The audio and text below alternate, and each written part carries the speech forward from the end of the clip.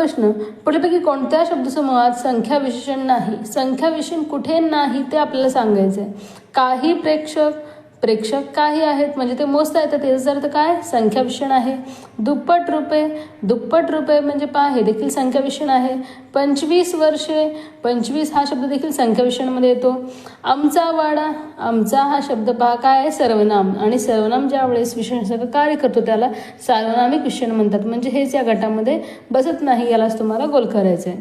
त्यानंतर पुढील कोणते कालवाचक क्रियाविशेषण अव्यय नाही? वारंवार, आसपास, नित्य, हल्ली.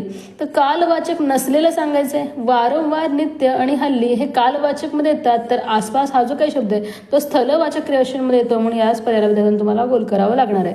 त्यानंतर अकर्मक क्रियापद असणारे वाक्य ओळखा, म्हणजे कर्म नसणारं क्रियापद.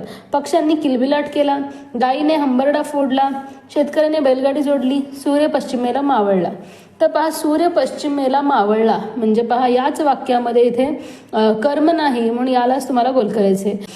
कोणत्या वाक्यात न्यूनत्वबोधक उभयान्वय अव्यय आलेले नाही? पहा पुन्हा नाही विचारले. गोगल गाय अन पोटात पाय, अन म्हणजेच अंडी म्हणजे समुच्चय बोधक उभयान्वय अव्यय, म्हणजे पहा याच वाक्यामध्ये न्यूनत्वबोधक आलेले नाहीये. तरी देखील बाकीचे पर्याय पाहूयात. मरावे परी कीर्तिरूपी ओरावे, तर पहा न्यूनत्वबोधक आलं.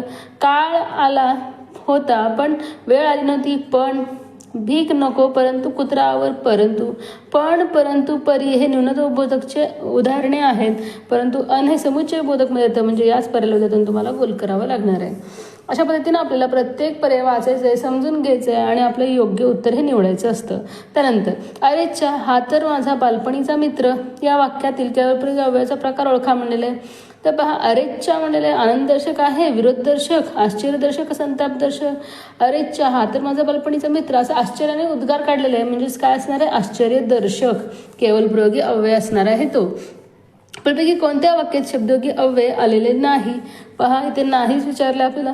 ग्रंथासारखा महान गुरु नाही, ग्रंथासारखा, च्या सारखा, पहा शब्दाला जोडून आलेले शब्दयोगी अव्यय. इकडून शाळा जवळ नाही याच वाक्यात आलेलं नाही, म्हणजे हेच असणार आहे आपलं योग्य उत्तर.